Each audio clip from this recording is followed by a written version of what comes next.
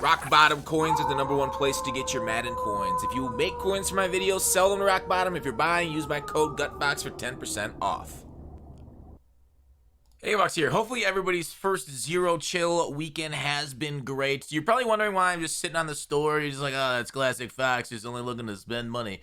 Well, what I want to kind of look at is the disappearance of the greatest pack that has launched in Madden 23. So it's unfortunate. If you guys were there yesterday on stream, if you had watched any sort of video, the Pro Game Day, they were kind of good, right? I think it's Pro Game Day, and sorry, yeah, it's the bundle, and it was 75% off, and they gave us 5 shots at it, so it was incredible value, especially the topper, and they took it away because look what it did to the market, like, right? If you can see. The overall trending, we kind of got it with the Zero Chill. It got raised a little bit, and then this hit the market, and boom, it sank it like a rock. It's so crazy because like TVP pays out somewhere around here, right? It's at like 5 per-ish, maybe. Some people say up to like 5.5, whatever.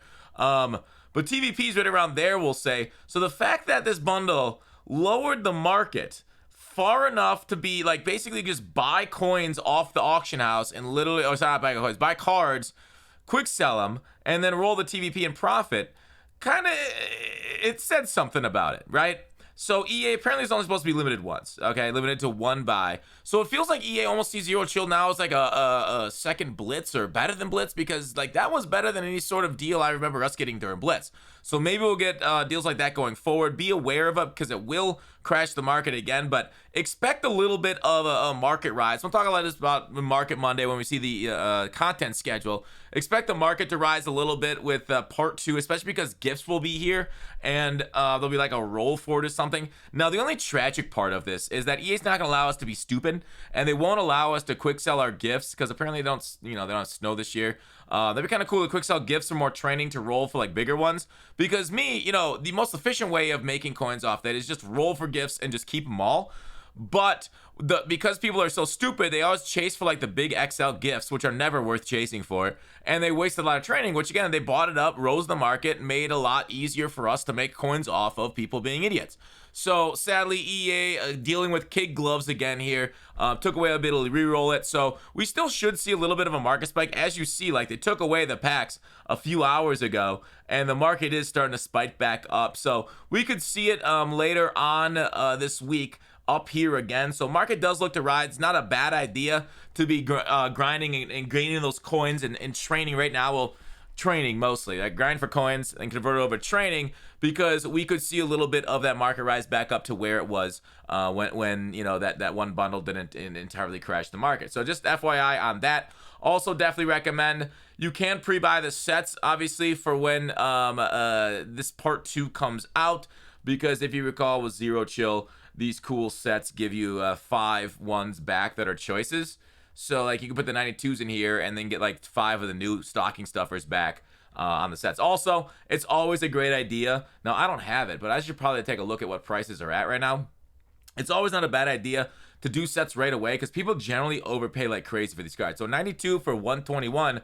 Look at our handy. That's probably already gone, by the way, but 92 for 121. Handy dandy trading spreadsheet. Looks a little bit under market, but about training value. So that's not a bad one to grab because 120 times 5 is what, 600? Can I do that? Yeah, 600. So 117, I think that's fine because like if you're buying these cards and like you could do them, it's not a bad training ratio either because you get like the training back from the B and D versions of them later. So I think like buying these cards, so the sets will be like 600k or so if you're buying them under 120, right?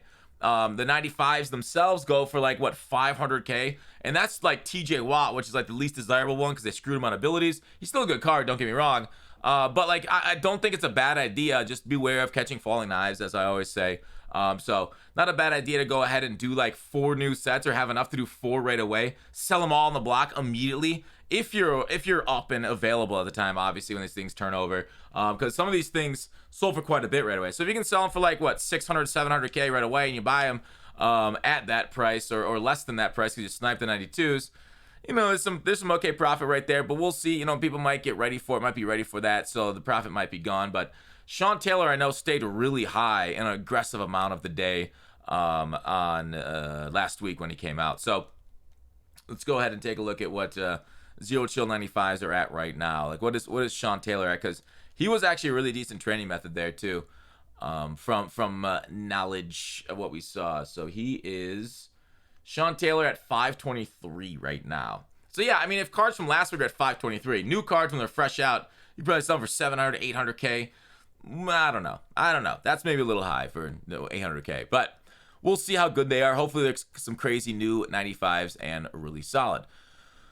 So I've heard some talk out there about like pack methods and stuff. And when I did this, so like I did this like day 1, day 2, I was like, wow, these packs are really nice, especially because like the 80s were high up. So I was rolling some Pro Star Fantasies and stuff, and we were doing it, and I tracked a few million coins worth of it, and I ended up losing.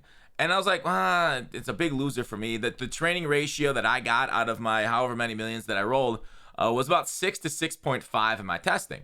Now that I saw people on like social media come out and say, whoa, this Pro Star Fantasy pack's a method, and then I'm like, damn, really? I think I just got jealous because like they were pulling like crazy cards. Obviously, people only show off the best things of them. And I got some good cards, but it was not enough to make up for how much I lost, especially converting it over to TVP, right? So beware, I will say, on people getting hot. Maybe I was just cold, right? I didn't do 1,000 of them. 1,000 would be a proper sample, and I didn't have enough coins to do 1,000 times 60,000 coins each. So, anyways. Like I said, TVP probably around like a 5 per ratio. We can go ahead and take a look at what that would be based off Herky's stats. I don't know if he's fully added them up yet, but we can show you TVP odds at the moment. Yeah, that's a whole bunch of nonsense. Can't you do math at the end and fix this for us, Herky? You son of a gun. He says he's getting bad. I mean, 413. You really want this at 1,000? But where we at? All right, here's a little bit better. So at a market ratio of 4.4 for training cost, he's still losing. So even at 4.4, he was losing in the TVP, which is strange. But that's too bad. So maybe 5 per is a little high. Maybe TVP only returns at a training ratio below 4.4. But I mean, 300 rolls. Yeah, he'd need to do 700 more than that. So that's tough sample size. I don't like that Herky got a job. He used to be able to get us like 1,000 roll sample size a lot more effectively. Stupid life getting away with our mudding. But I'm just going to say, yeah, 4.4 to 5 is about right. Because here he has 4.77 sample. And again, only 142. Pathetic. Yeah, that's a little bit ago. So a lot of market stuff, a lot of things to talk about over the coming week, but I don't know. How's you guys' experience with Zero Chill? Zero Chill doesn't really kick off, until we see the presents and stuff and start to have fun speculating what's in them. Definitely, the good times are still on their way. We should get some really nice cards here coming too. Anything else? Yeah, I kind of went through what I want to go through. I'm sad the Steelers lost. Sad. All right, that's it. Bye.